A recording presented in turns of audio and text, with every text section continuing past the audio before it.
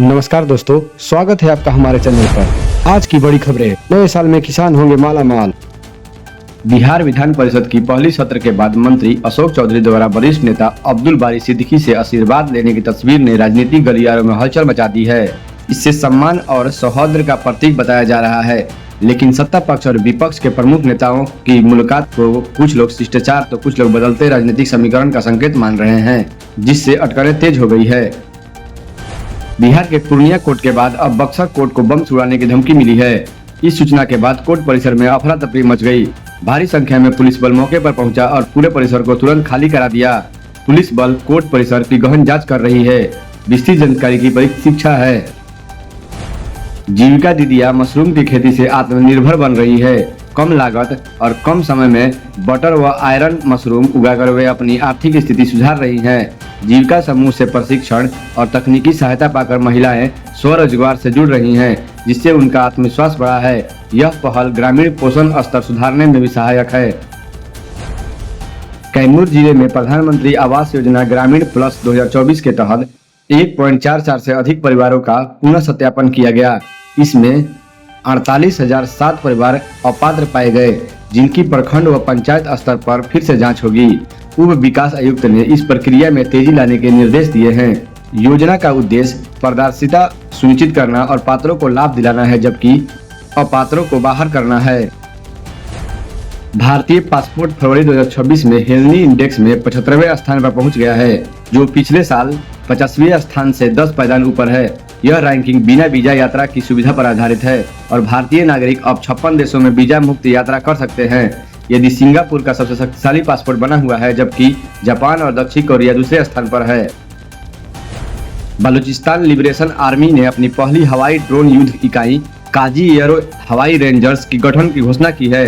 यह unit drone उड़ाने और हवाई निगरानी पर केंद्रित होगी। BLA का दावा है कि उन्होंने ग्वादर में ऑपरेशन होरोफ 2.0 में ड्रोन का इस्तेमाल किया। संगठन ने वीडियो और तस्वीर जारी की है।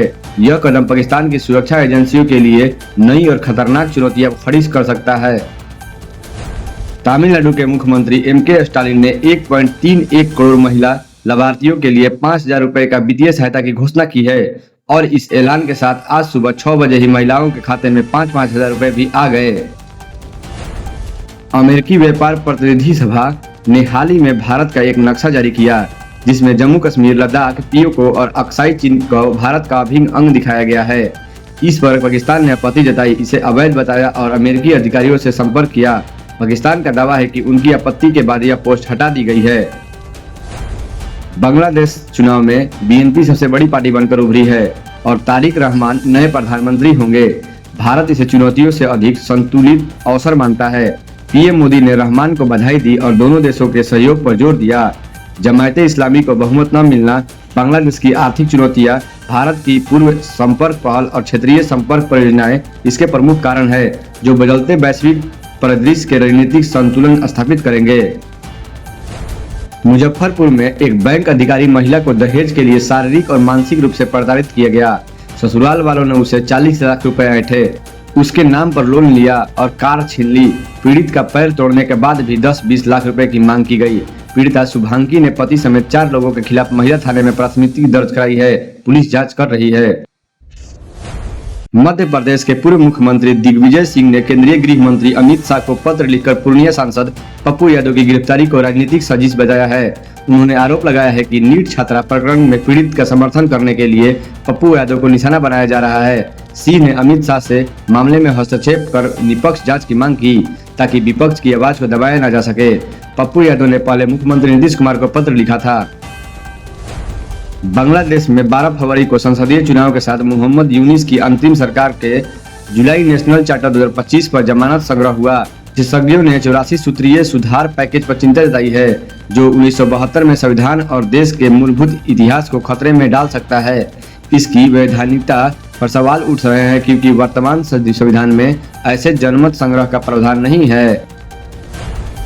भारतीय टीम ने अरुण जेटली स्टेडियम में नामीबिया को 93 रनों से हराकर T20 विश्व कप में पाकिस्तान के खिलाफ आगामी मैच की तैयारी की। ईशान किशन 61 और हार्दिक पांड्या 52 की शानदार बल्लेबाजी ने 209 रन बने। तेलंगाना के मुगलू जिले में एशिया का सबसे बड़ा आदिवासी मेला समका सरगमा जतरा लगता है। इसकी भव्यता और श्रद्धालुओं को अटूट आस्था को देखकर इसे तेलंगाना का महाकुंभ कहा जाता है। हर 2 साल में होने वाले इस आयोजन में इस बार करीबन 2 करोड़ श्रद्धालुओं के पहुंचने का दावा किया गया है, जो इसे आस्था का एक अद्भुत केंद्र बनाता है।